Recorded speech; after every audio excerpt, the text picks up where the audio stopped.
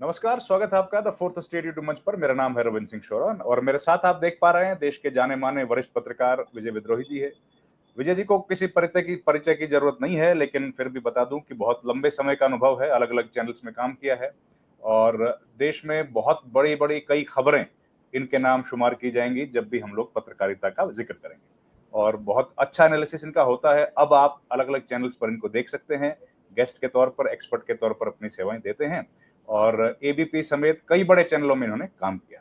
विजय sir, आपका बहुत-बहुत धन्यवाद है। बहुत-बहुत स्वागत है सर। शुक्रिया बहुत-बहुत आपका। विजय जी, शुरुआत करते हैं कि ये जो राहुल गांधी की यात्रा चल रही है, आज उसमें स्टालिन भी जुड़ गए, अखिलेश यादव के भी आने की चर्चा है। तो किस तरह का माहौल आप देख पा रहे हैं? क्या कुछ पॉलिटिक्स में बदलाव होने की संभावना है कि खाली यात्रा ही है?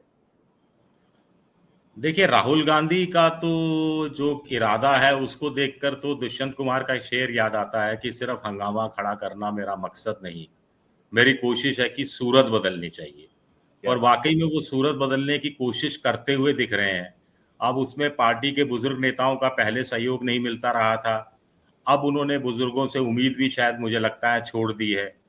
लेकिन इंडिया गठबंधन के जो साथी हैं, जो पहले राहुल गांधी को कांग्रेस के नेता के रूप में लेते थे, अब कहीं न कहीं तेजस्वी यादव ने तो खुलेआम कह ही दिया, कह वो दिया। इंडिया गठबंधन के नेता के रूप में ले रहे हैं। तो ये एक तरह से प्रमोशन हुआ है राहुल गांधी का और राहुल गांधी को इसके लिए बहुत मेहनत करनी पड़ी है।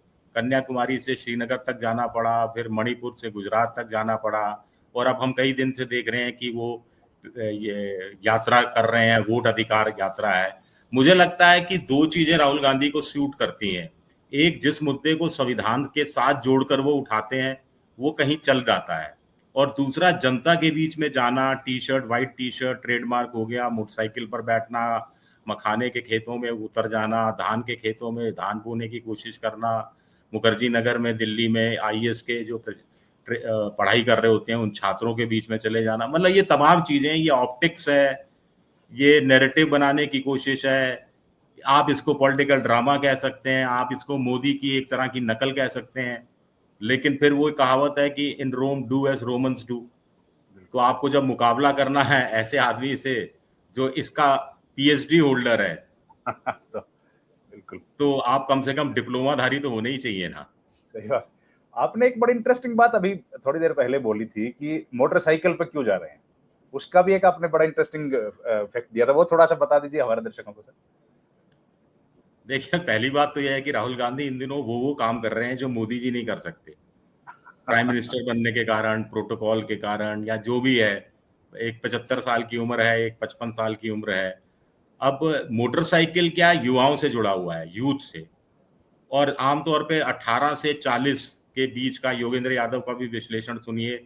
वो कहते हैं कि 18 से 40 वाली जो संख्या वोटर है, उनके ये ज़्यादा वोट काटना चाहते हैं क्योंकि इनको मालूम है यही विद्रोही होता है, यही अपनी जीवन के इस दौर से गुज़र रहा होता है जब उसकी उम्मीदें जगती हैं, महत्वाकांक्षाएँ जगती हैं, बेरोज़गारी, महँगाई, अ, नौकरी की तलाश में होता है, जो नौकरी कर चुका होता है वो शादी के कुछ शुरुआती दिनों को झेल रहा होता है एक तरह से। बिल्कुल। तो मोटरसाइकिल पर जाकर एक तो युवाओं से कनेक्ट होना और इंडिया में करीब 12-15 करोड़ मोटरसाइकिल हैं। पिछले साल ही 1 करोड़ 20 लाख मोटरसाइकिल बिकी, जो मैं गूगल में थोड़ी देर पहले सर्च कर रहा था और ये युवाओं की पहली पसंद है मोटरसाइकिल। हुँ, आपको ध्यान होगा कि ट्रंप ने भी हार्ले डेविडसन का मामला उठाया था, मोटरसाइकिल का मामला उठाया था। जी, एलन बिल्कुल। मस्क की गाड़ी से पहले तो उन्होंने मोटरसाइकिल का मामला उठाया था।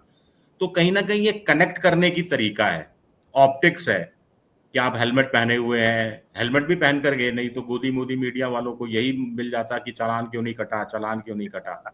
अब आप इमेजिन करें मोदी जी मोटरसाइकिल चला रहे हैं, अमित शाह पीछे बैठे हैं या अमित शाह मोटरसाइकिल चला रहे हैं, मोदी जी पीछे बैठे हैं।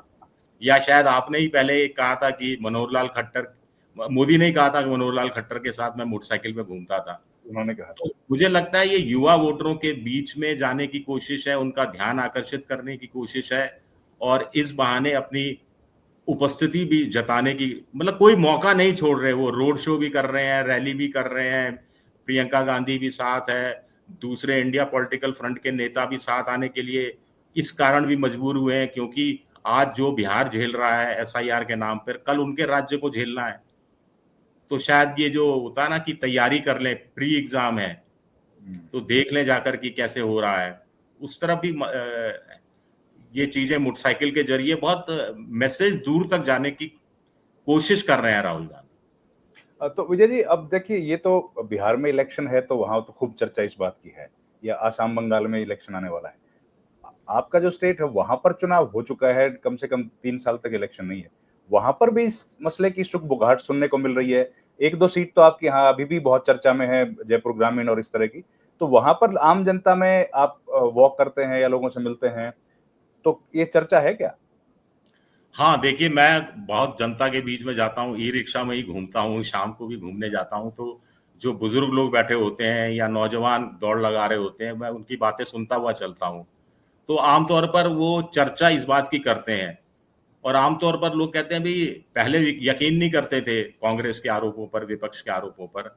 अब जब से महादेवापुरा वाला आया, फिर मुख्य चुनाव आयुक्त ने जिस ढंग से सफाई के नाम पर कचरा फैला दिया, फिर 65 लाख लोगों के वोटरों के नाम कट गए, तो लोग कंपेयर करना शुरू करते हैं। और लोगों को फिर लगता है कि भई सबसे बड़ी बात है कि मोदी वोट चोर अगर नहीं है, तो पारदर्शी क्यों नहीं है? चुनाव आयोग अगर कुछ छुपा नहीं रहा, तो लिस्ट क्यों नहीं दे देता? या वो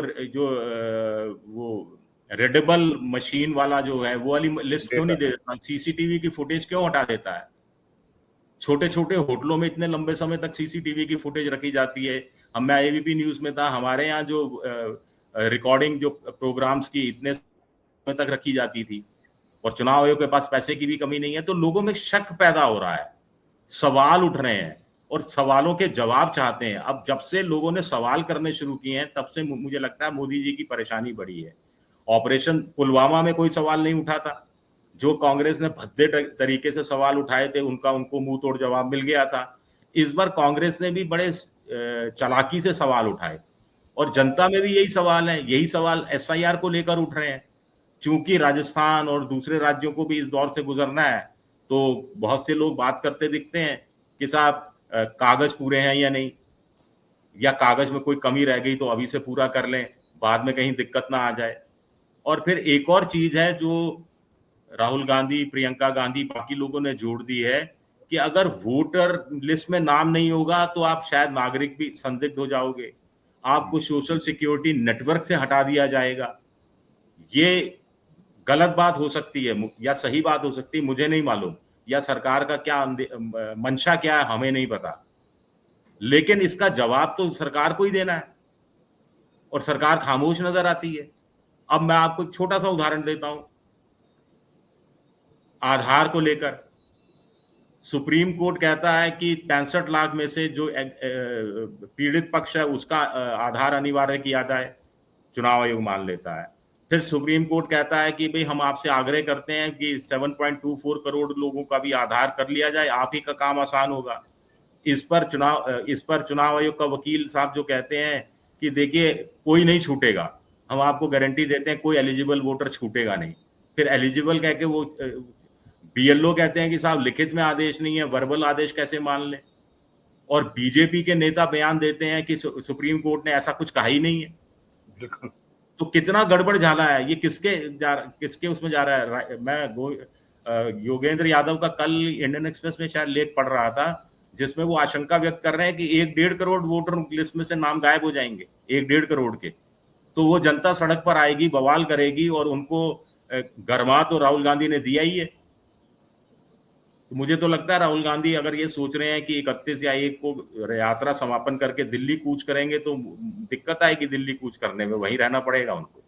सही माहौल इस तरह का बन रहा है, बिल्कुल ठीक कह रहे हैं। मैं दर्शकों की जानकारी के लिए बता दूं, विजय जी का एक अपना चैनल भी है यूट्यूब, विजय विद्रोही ऑफिशियल जिनका नाम लिखा है, आप वो भी जाएं और सब्सक्राइब जरूर कीजिए। बहुत शानदार खबरें आपको राजस्थान और देश भर की राजनीति के बारे में मिलेंगी, और राजस्थान की तो वो खबरें मिलेंगी जो कहीं नहीं मिलेंगी।